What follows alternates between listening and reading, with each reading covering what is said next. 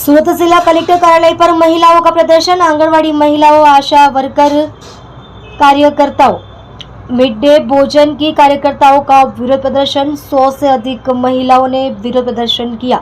महिलाओं ने लंबित मुद्दों को लेकर कलेक्टर को एक प्रार्थना पत्र सौंपा।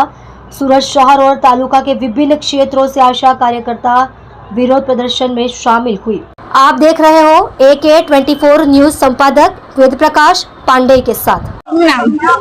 હું કામરેજ તાલુકામાંથી આવું છું। હું મધ્યાહન ભોજન સંચાલક છું।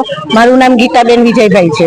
જી, આજે સુરતમાં ક્યાં આવેલા છો અને શું માંગણી છે? અમે કલેક્ટર ઓફિસમાં સાહેબને આવેદન પત્રક આપવામાં આવેલા છે અને અમારો જે NGO નો જે આ જવાનું છે એને માટે આવ્યા છે કે આ NGO રદ કરો, કારણ કે અમારા કામરેજ તાલુકામાંથી વલસાડ તાલુકામાં 9 તાલુકામાંથી અમારે લગભગ 21 કેન્દ્રો અમારા હાલમાં SMC માં ગયા છે અને એ હમણાં હાલમાં બંધ છે।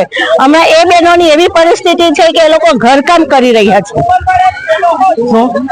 હવે આ પણ જવાનું છે તો એના માટે માંગણી લઈને આવ્યા છે કે NGO રદ કરવાનું છે ને હમણાં સરકાર જે અમને પગાર ધોરણ આપે છે એ પગાર ધોરણમાં અમારે ઓછું પડે છે। અમને મોટી કામગીરી અમારી આમાં આવે છે। આપનું નામ? રેખાબેન પટેલ। આજે ક્યાં આવેલા છો? અમે આજે મામલતદાર કચેરી આવેલા છીએ। જી, આજે આપણે શું આવેદન લઈને આવેલા છો? શું અમે અમારા બજેટ માટે આયોજન લઈને આવ્યા છીએ, કારણ કે અમારું બજેટ ફાળવ્યું જ નથી। તો આ બાબતે કલેક્ટરને શું રજૂઆત છે? અમારું બજેટ, અમારા MDM નું બજેટ બહાર કરે એટલી અમે સૂચના લઈને આવ્યા છીએ। જી, આજે કેટલી બહેનો આમાં આજે જોડાય? અમારે 6 તાલુકાની બહેનો આવેલી છે અહીંયા। આમાં કેટલી બહેનો છે આશરે? આશરે 60 જેટલી બહેનો છે।